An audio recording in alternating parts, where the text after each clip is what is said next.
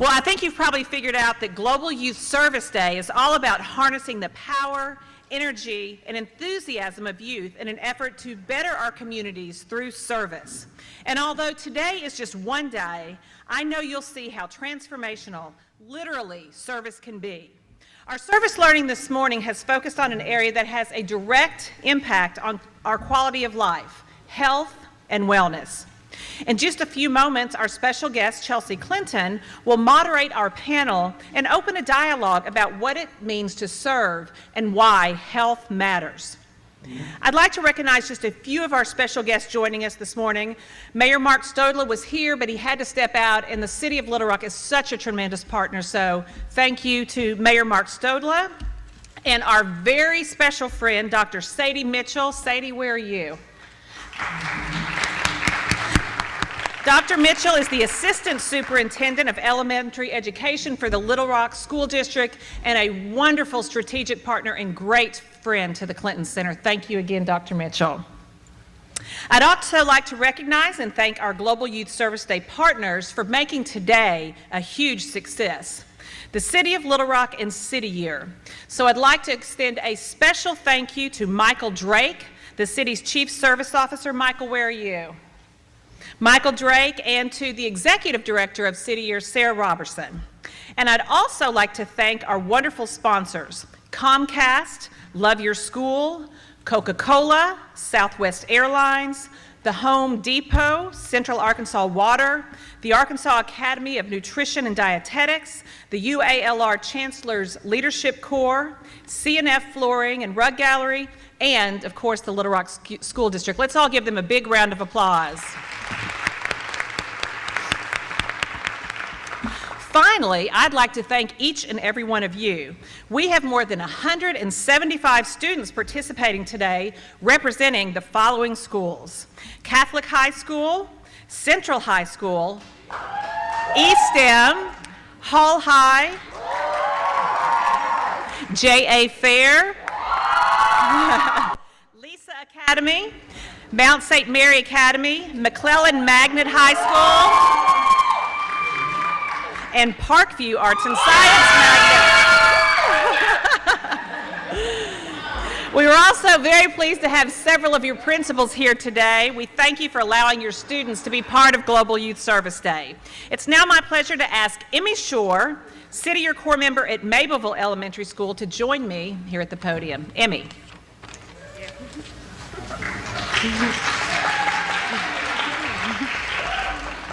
Good afternoon. My name is Emmy Shore, and I proudly serve as a City Year Corps member at Mableville Magnet Middle School. We have had a full morning of learning and fun, and I am looking forward to our interactive lunch program. I would first like to announce our panel made up of your peers. Please welcome and hold your applause till the end. Nick K. Barnes, a student at Parkview Arts Science Magnet. Helen Hathaway, a student at Mount St. Mary Academy. Keelan Jackson, student at Little Rock Central High, and Luis Lopez, a student at J.A. Fair Systems Magnet High School. It's my pleasure to tell you a little bit about our moderator. Chelsea Clinton was born in Little Rock, Arkansas in 1980. She holds a BA from Stanford, a Master's of Philosophy from Oxford, and a Master's of Public Health from Columbia's Mailman School of Public Health. She is currently pursuing a doctorate at Oxford. Chelsea focuses especially on the Foundation's health programs, including the Clinton Health Access Initiative, which strengthens healthcare and access to life-saving services in the developing world. The Alliance for a Healthier Generation, which fights childhood obesity in the United States, and the Clinton Health Matters Initiative, which addresses preventable diseases in the United States. She also established and continues to lead the Clinton Foundation and the Clinton Global Initiative Day of Action program, which identifies and organizes meaningful service opportunities for Foundation staff, friends, and partners, and for the wider Foundation community. Additionally, as one of the strongest champions of the Clinton Global Initiative University, Chelsea works to empower the next generation of change makers to take action on some of the world's most urgent challenges. As an honorary chair of the Clinton Foundation Millennium Network, Chelsea plays an integral role in inspiring young leaders and philanthropists to get involved in the work of the foundation. In addition to her foundation work, Chelsea is a special correspondent for NBC News and works at New York University. She and her husband Mark live in New York City, and we are happy to have her here today. Please welcome Chelsea Clinton.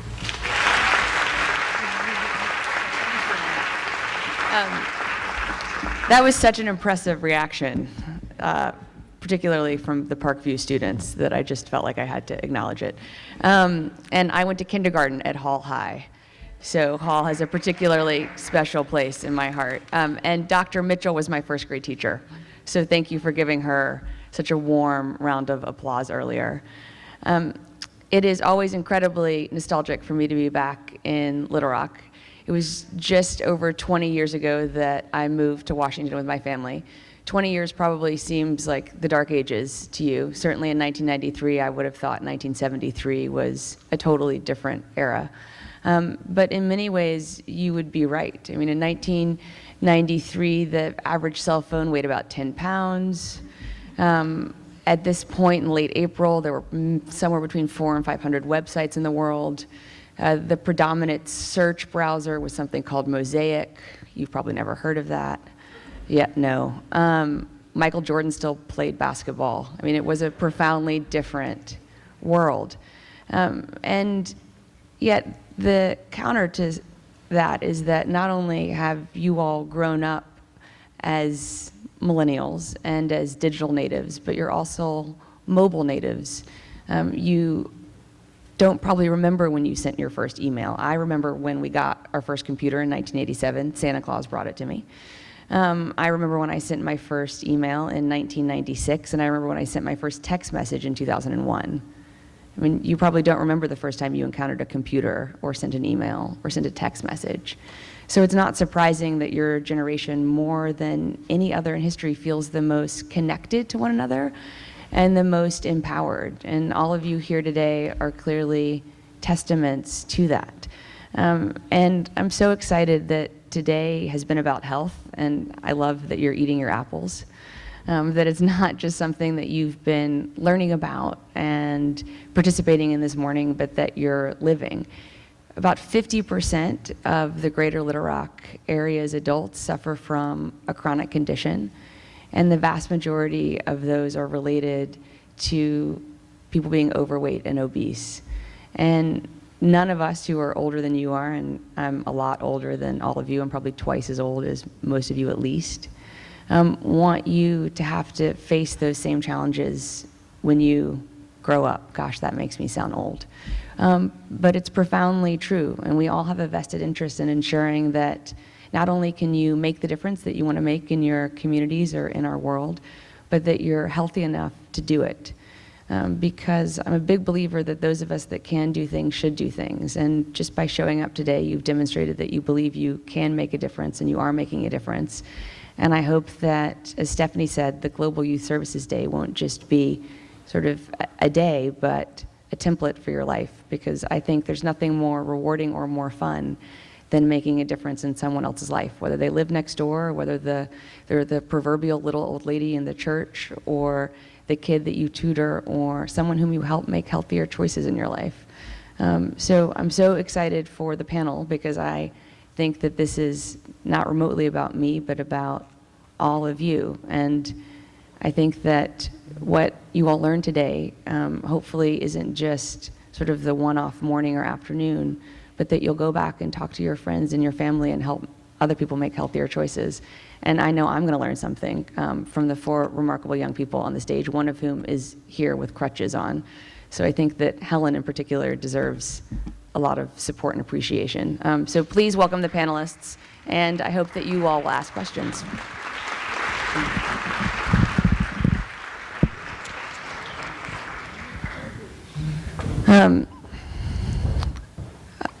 I like your Tom shoes. You're welcome. Nick is wearing Tom's shoes. I'm a big fan of Tom's shoes. I'm also a big believer that technology is not a solution, but can certainly kind of make solutions more impactful, more scalable, more durable, if only because it can make them more accessible and more fun. And so Nick, I'm going to start with you because I already told you I liked your shoes, and because you're to my left, so unfortunately for you. How do you think technology, whether mobile apps or online forum or Twitter, can help with any of the things that you've been working on this morning? I think it helps a lot, actually. We're the new era, and we're all about technology. So when technology is enforced, especially in things like exercising and eating healthier, I think it works a lot better that way. And do you think that technology has a role to play in like helping you hold each other accountable? Yes, communication is key, so. Helen, what do you think? Like you mentioned, like we're all super connected, like we're all aware of what each other is doing. So when we're posting things or tweeting something and making a hashtag, like we're kind of in it together, and it's more of like a communal thing. So it's easier to get going with more initiatives whenever there's more people behind it. And Keelan, what about you? I think that technology helps us get stuff around a lot quicker and like spread messages. So it's almost impossible not to like see the new trend or whatever. So if like eating healthy and stuff becomes a new trend, everybody will see it because it's up there on the internet. But we use technology to spread it quicker. How challenging is it for your parents to use technology in the same way that you use technology? My dad joined Twitter 36 hours ago, so this is something I think about a lot at the moment. But I think that is a serious question. I mean, Keelan, you just said it's easy for you to find nutritional information using technology, but I imagine that's a lot harder for older people. You're nodding. It's a lot harder. My dad doesn't even mess with Facebook, Twitter, nothing. He says his Facebook is his phone book, so that's all he needs. That's all he needs. And Luis, you're smiling.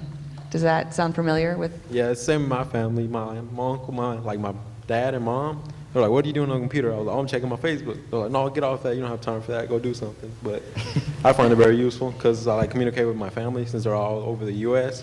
I communicate with them more. But how do you think that you, because you are digital and mobile natives in a way that even I'm not, I mean, I already confessed that I remember things that probably you don't remember about kind of technology coming into my life at very specific points in time. How do you help your parents or your grandparents use technology to get the information that they need to make healthy choices for themselves? I let them know that it's the quicker way, and they're always looking for a faster solution, so technology is probably going to be the faster way, other than looking in that phone book or something like that. Your dad really still uses a phone book? He does. That is amazing. Helen, Keelan, Luis, I think this is a big challenge for those of us that are more comfortable with technology, is to how to help people who are either kind of not connected because they don't have internet at home, or because they don't have a computer at home, or people who have those things but they're in their kids' rooms, to help people who are either without resources or just without kind of the generational kind of advantage that you have to really use technology to figure out kind of what they need to know. I think that like the generation ahead of us sees technology as not as being geared towards, it's for younger kids. They think that it's only for us, it's like our plaything, it's like our toy. But I think it's just a matter of them realizing how effective it can be. Like you just said, that like Nick said, it's the fast way to get information out, to get a trend going. So once the adults get the preconceived notion out that it's technology, they're not immune to technology. Like my mom thinks that she just has something in her that doesn't work, but she can do it. I mean, anyone can use it. They just have to get it out of their head that it's for everyone, I think. They need to be led by the younger people. Yeah. Keelan, were you going to say something? I just like showing them like how useful it is, and showing them that it's a good thing. Cause like my grandma and all them, they think it's like evil or something like that. Like they refuse to. They like the simpler stuff, and so I just like showing them how useful it is, and using it as a tool. Like yeah. And how is technology embedded in kind of health and wellness in your schools, if at all? Is it part of how you think about exercise in schools, or how you think about lunch, or no? No. There seems to be an opinion behind that no. No. No? All right. Well, let's talk about sort of exercise in schools. I mean, kind of on an average day, how much do you guys exercise in schools? Do you think it's enough Do you think there should be more? I actually exercise a lot in school with the dance program at my school. I go to Parkview. So dance twice a day for an hour and 30 minutes straight for 2 class periods. It's a lot. And clearly it's a different answer for you right now with your Yeah. knee, but I think my freshman year PE requirement was the most I've ever gotten. I look back at elementary school and I so wish we still had recess in high school. So I think that I spend a good deal of my school day sitting at my desk, which I hate.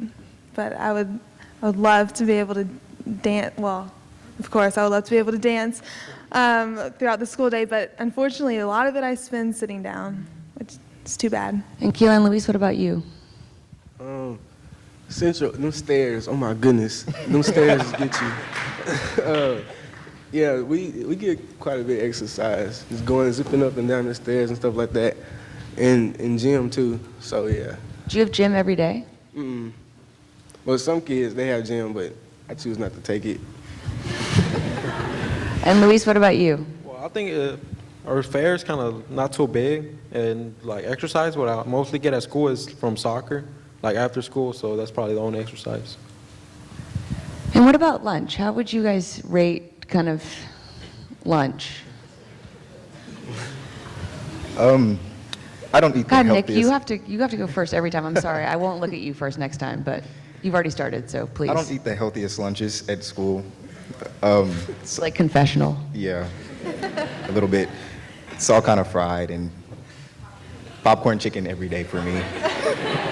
Now, could you choose to eat something besides popcorn chicken? I could. There's like Okay, so salads or that's on something. you. That's Okay, on me. that's on you. Okay.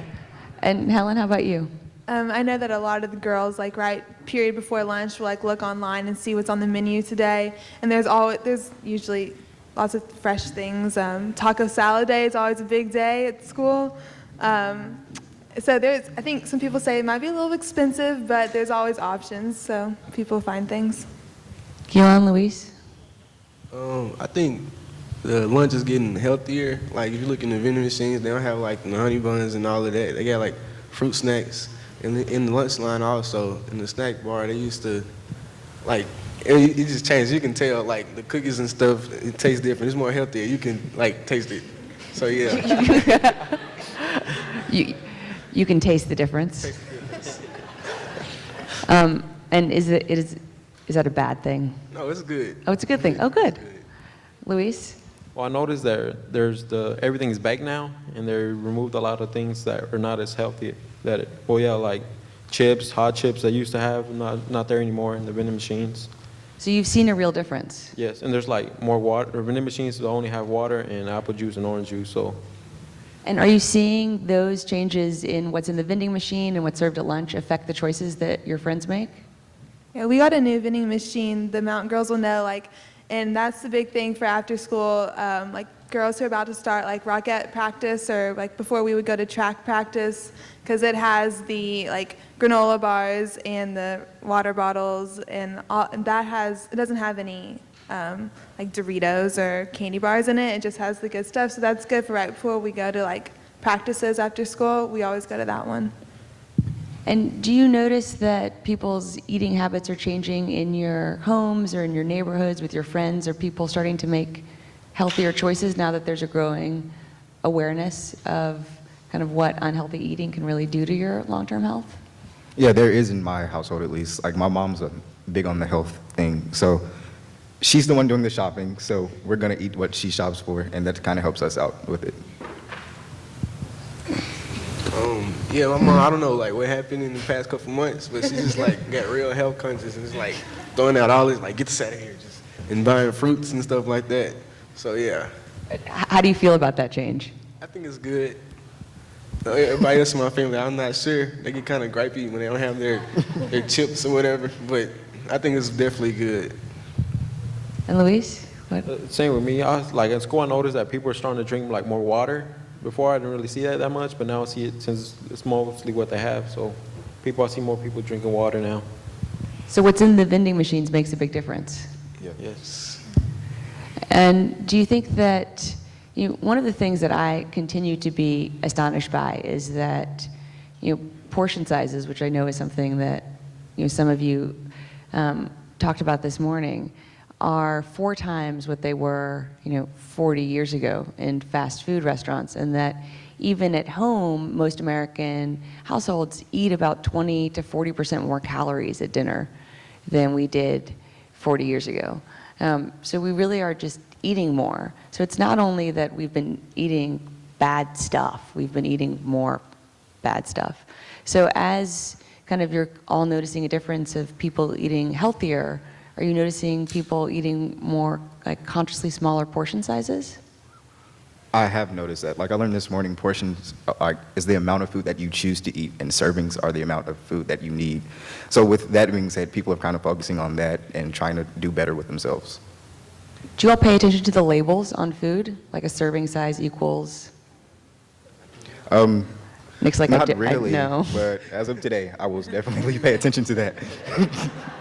So the one main takeaway from today is? Yes.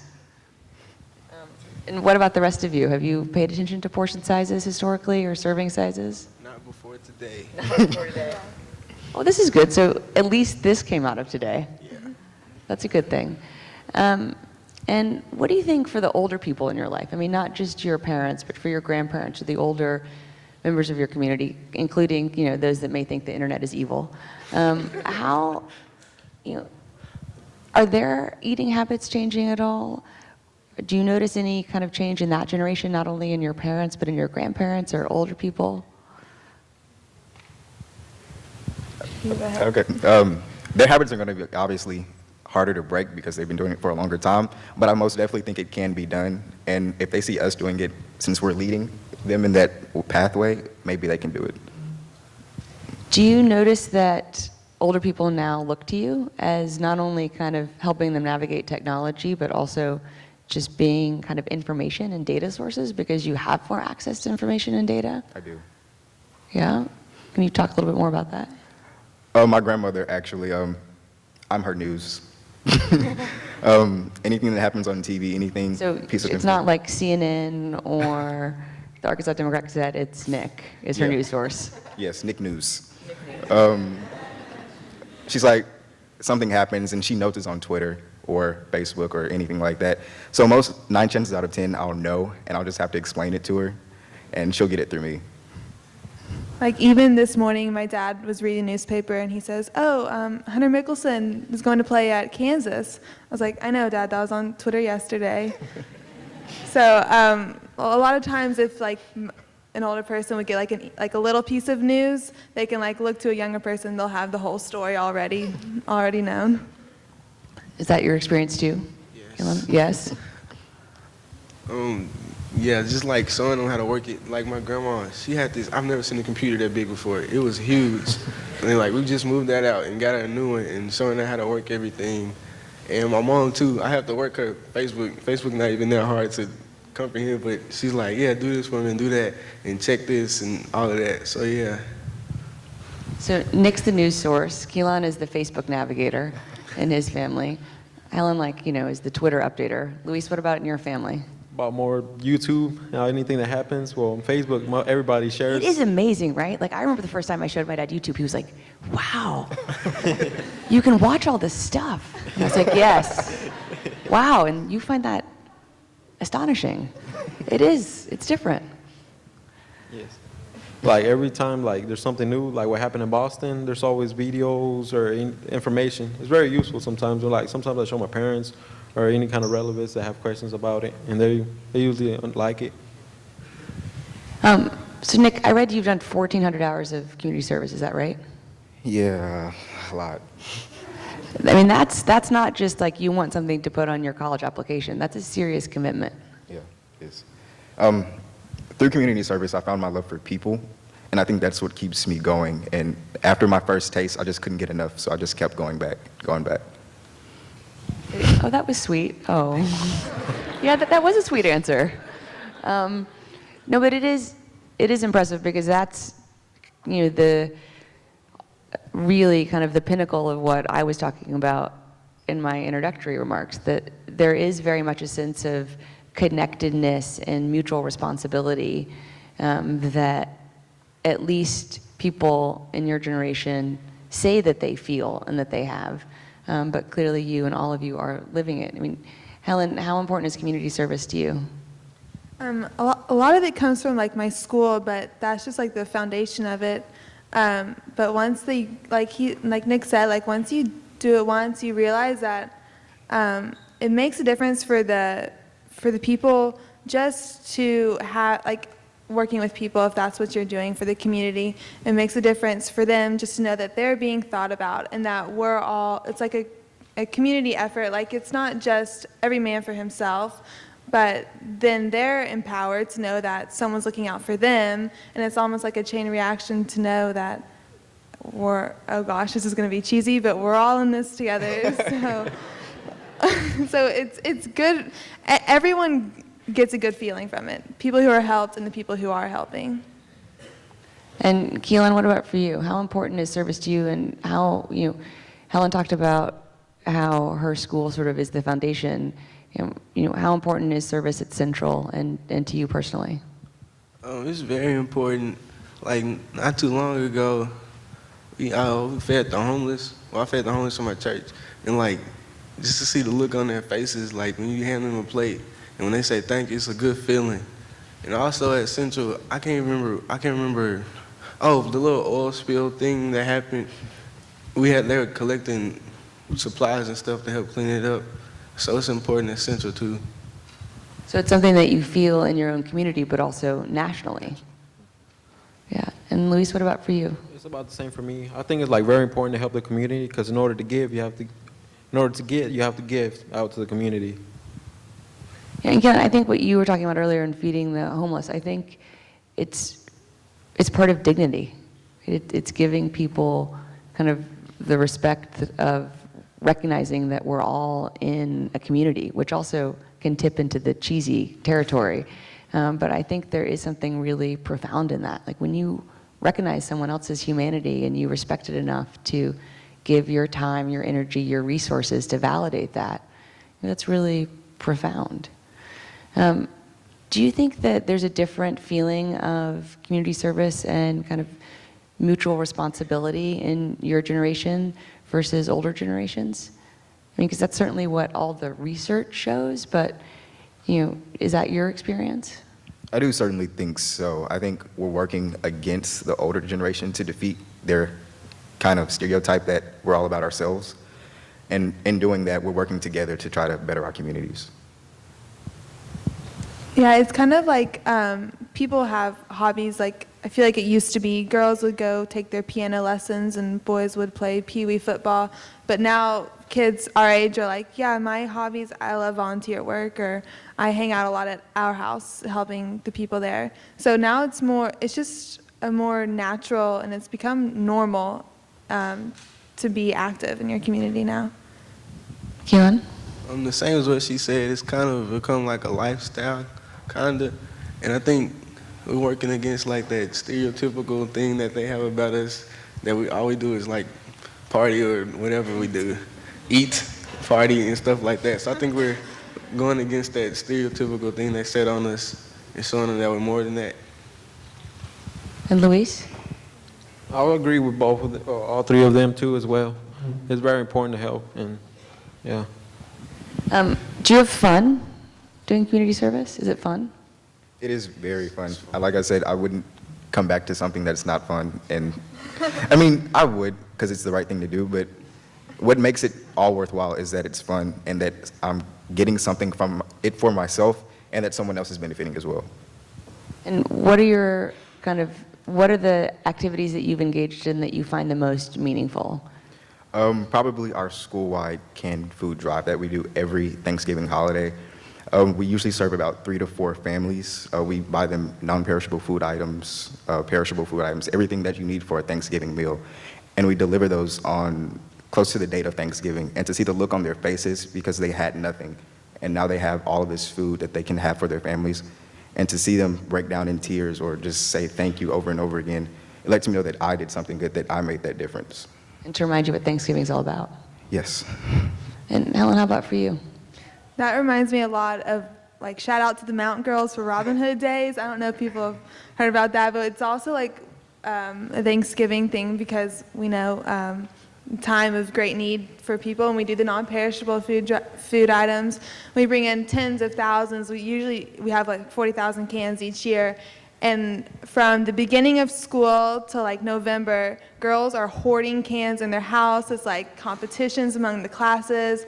And it gets, and that's the fun factor there, is because whenever you're doing it with like all your best friends and you're doing it together, then it's awesome. And then on the last 2 days, when you see the truckloads going, then it becomes real, and you realize those tin cans that I asked my mom to buy at the grocery store are part of those 40,000 cans being driven off. So when you're doing it together, that, I think, raises a level of excitement, and it makes it that much more meaningful.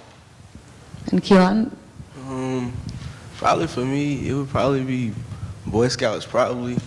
Like before I got into it, I was like, Boy Scouts, what is this? And my mom was like, oh, you finna go. And then I got into it, and I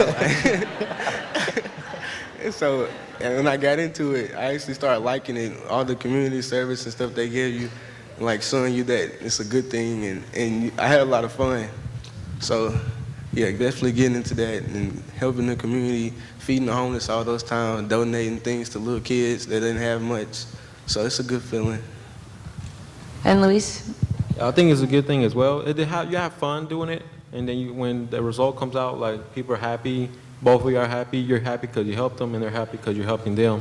So it's like good for everybody.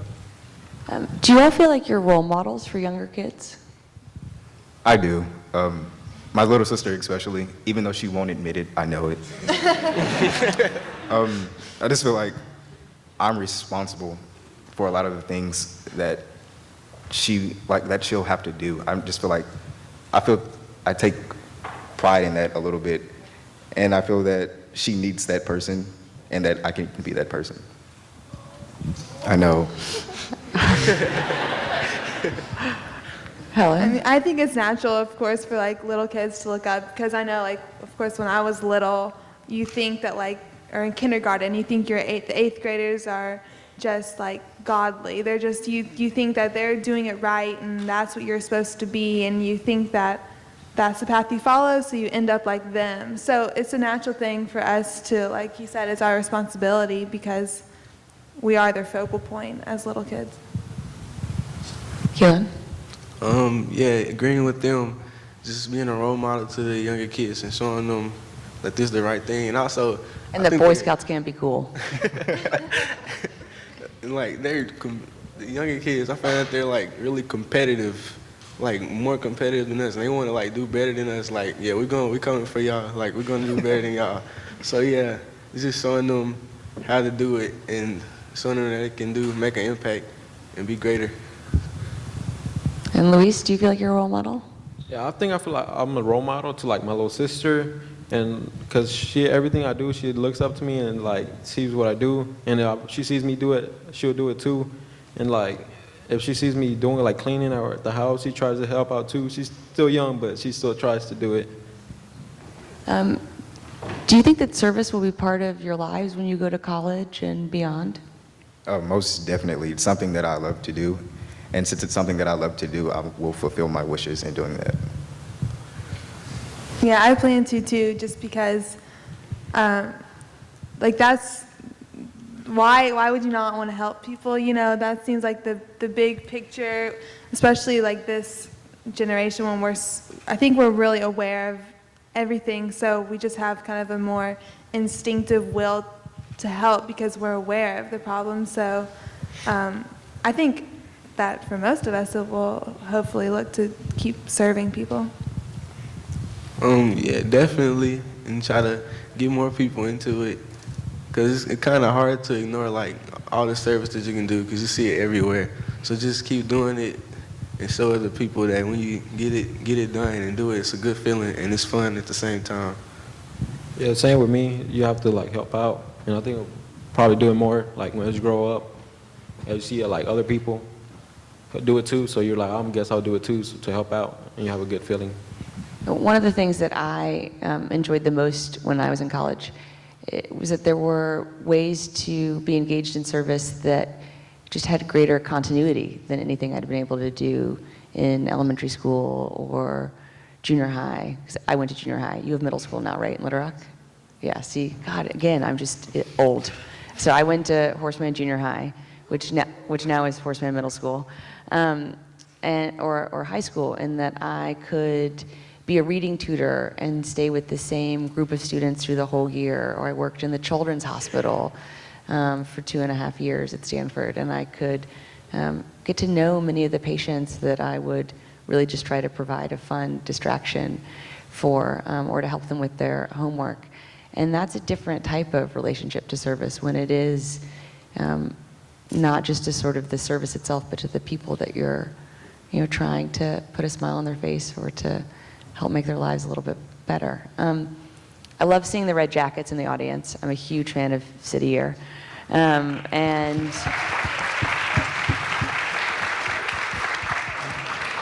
And I vividly remember in 1992 when my father came back from a campaign stop in Boston, and he'd met Michael Brown, one of the founders of City Year.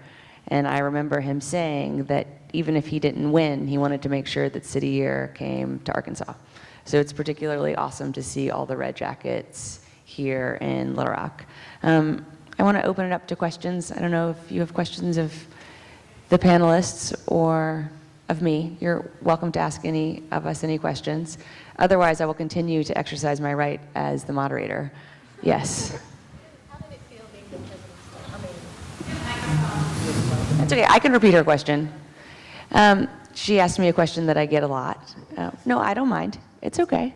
How did it feel to be the president's daughter? Well, I don't really know what it was like to not be the president's daughter. And you laugh, but I mean that sincerely. I mean, I think one of the great challenges we all have is to try to, walk a mile in someone else's shoes. And I am incredibly grateful to my parents for all the opportunities that their choices have given me. And I was always deeply aware of how normal my life was in many ways. I had dinner with my parents, almost every night. They helped me with my homework. I was always really happy when I could teach them something too, often about technology, but sometimes about other things. And yet, every day when we lived in Washington and I would come home from school, I'd walk into the diplomatic receiving room. Like, that was not normal. I knew that. And it was a great privilege to live history in many ways. But I'm also really grateful that my parents worked really hard to give me as normal of a life as possible in fundamentally extraordinary circumstances. Yeah. Yes. Will you be a politician? Will I be a politician? When I was little, so in Arkansas, again to expose that I'm old, common theme, there were gubernatorial elections every 2 years until 1986. So now the governor runs for office every 4 years. But when I was little, the governor or people aspiring to be governor ran for office every 2 years. So when I was born in 1980, my dad was governor, and then he lost in 1980. And then he won again in 82 and had to campaign again in 84 and 86. And so we were always like trundling around the state, to Bald Knob or Magnolia or, Fayetteville or El Dorado or all these places where there were various festivals that we'd always be going to, and I'd always be standing on the sidelines of these like various festivals looking at Miss Watermelon or Miss Magnolia or Miss whomever, or eating whatever the food was of the day, which actually was a pretty awesome thing about my dad perpetually campaigning, because there was always really excellent food. And people would always ask me, like, don't you want to grow up and be governor one day? And I would be like, I'm 3 years old. I'm like waving my American flag and I'm like eating duck or roast pig or something. And then I really wanted to be a scientist for a very long time. So when I went to Stanford, I really thought that I was going to be a research scientist or a doctor. I had spent a couple summers working in different labs. One of the reasons I went to Stanford, because I thought I might want to work in a lab, or I wanted to be at a school that had a medical school attached to it. And then I realized in college I was more interested in kind of systems and structures than I was in sort of research science. That's one of the great things about college, is that you get to try lots of different things and figure out what you really want to do when you grow up. I didn't actually really figure out what I wanted to do when I grew up at Stanford, but I did realize that I wanted to think about and work on things at more of a macro level. And now I don't know. I mean, I really am incredibly grateful for the work that I get to do every single day. I'm grateful for the work I do through the Clinton Foundation. I'm grateful for the work I do through NBC. I'm grateful for my academic work. I'm grateful for the opportunities I have to teach. So right now, no. But at some point in the future, I don't know. I'm also grateful that I live in a city where I like my mayor a lot, and a state where I like my governor a lot, and my congresswoman and my 2 senators, and a country where I like my president a lot. And so, you know, if at some point in my life, like I didn't like my local council member, or I didn't like my mayor, or I didn't like my state assembly man, and I thought I could make a difference, you know, I'd have to ask and answer that question. But right now, I'm really grateful for my life, and I'm really grateful that I live in a place where I deeply believe in and support all of my elected representatives. Yeah.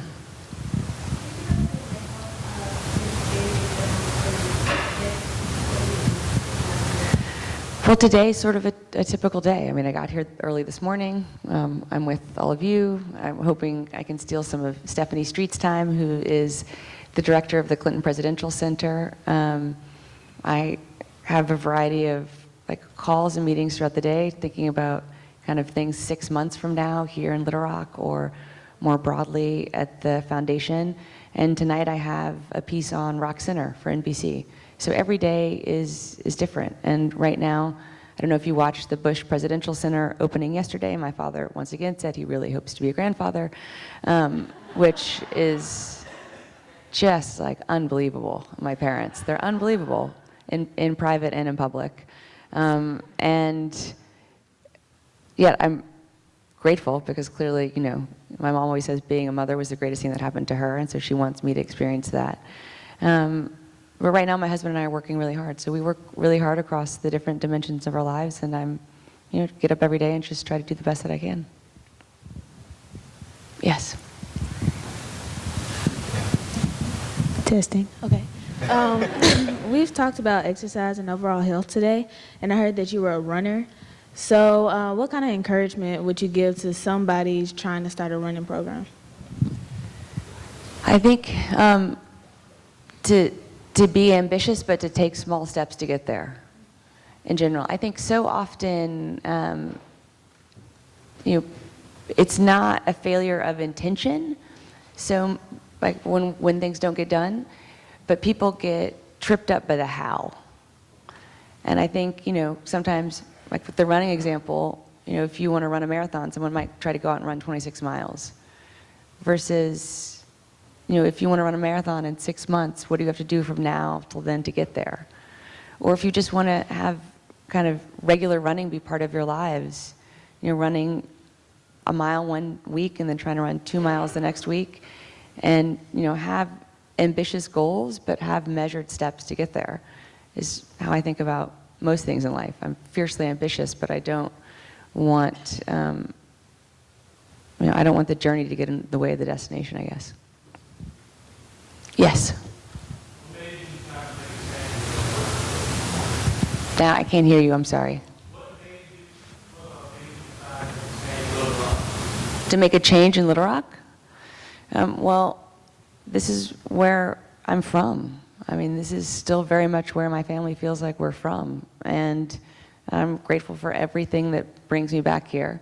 I'm grateful that Mrs. Mitchell seems to always be here when I'm here.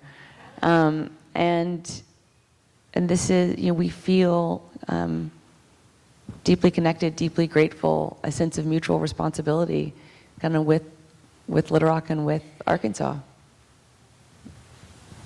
Yes?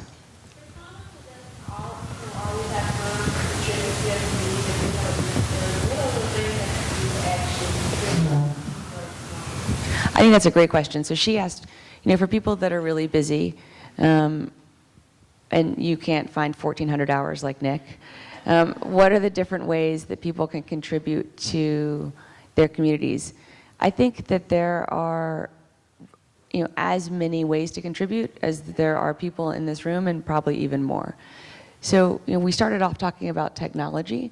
I think often, we take for granted that people know things they don't know, right? Because you think, well, I know this, like everybody knows this. And I think that's often just not true.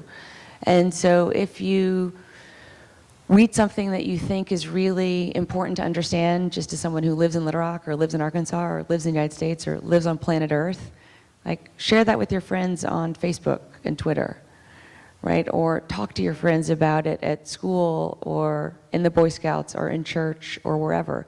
Talk to your parents, right? I think clearly the conversation earlier demonstrated how many things all of our parents still don't know and don't understand. And I really do believe that every little bit makes a difference. I know also that sounds cheesy, but I fundamentally believe that. I believe every dollar can make a difference. I believe every hour can make a difference. I believe, standing up and saying you think something is wrong can make a difference. Because I often think, I asked everyone on the panel kind of what service they found most compelling, because I think if you believe in it, if it's fun, it's going to be sustainable. Or if you're engaged with something that you find inspiring, or if something really pisses you off and makes you angry, and you want to change it, working to change it, all those things then will help you be more engaged in your community, and then I think you'll understand why Nick finds it so addictive. So even if you don't have time, I think you can find very real ways to make a difference, if only by using your voice to either amplify challenges you think aren't sufficiently recognized, or solutions that you think could be more impactful if more people knew about them. Yes. Hi, I'm Fabian, but I wanted to ask, well, I know you said that you like being the president's daughter, but what was one of your biggest regrets while being in the White House? I don't have any regrets from having grown up in the White House at all. I think I'm very grateful. My grandmother, who passed away a year and a half ago, and the last time I was on this sort of stage, I guess, in this room, was to open an exhibit in her memory, and in the memory of my father's mother. My grandmother died at 92. She had a childhood that I couldn't imagine, and I hope that no one in this room could imagine. She was born to teenage parents. She was abandoned twice by them before the age of 8. When she was 8, she was put on a train with her 2-year-old sister to go from Chicago to Los Angeles to live with her grandparents. They summarily kicked her out of the house at 13 because they thought 13 was an adult, and that she should be able to support herself. It was also the Depression.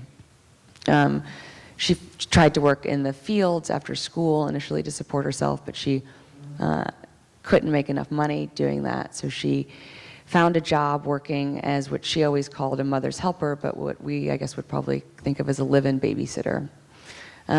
She really did have to run 5 miles to school every day and 5 miles home, so this wasn't just the proverbial walk up the hill with no shoes on in the middle of a snowstorm to go to school. And yet she graduated with a perfect 4.0, and she went to college in her 50s and 60s.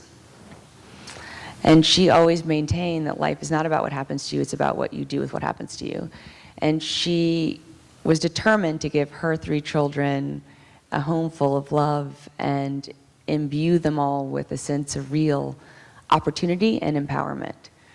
She was born before women had the right to vote, and she, before she died, voted for her daughter for president.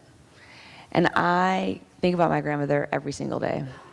And I think about the extraordinary opportunities and blessings that I've had, not only because of the choices my parents made, but because of the choices that she made. And so for, all the craziness, and there's definitely some crazy, and yes, my dad saying on national television that he wants to be a grandfather. And so then people coming up and saying to me, you really should make your parents grandparents. I'm like, thank you. I'm profoundly grateful to my grandparents and my parents for all the choices that they've made and for leading by example. So I hope you all have role models in your lives. Like I have the memory of my grandmother.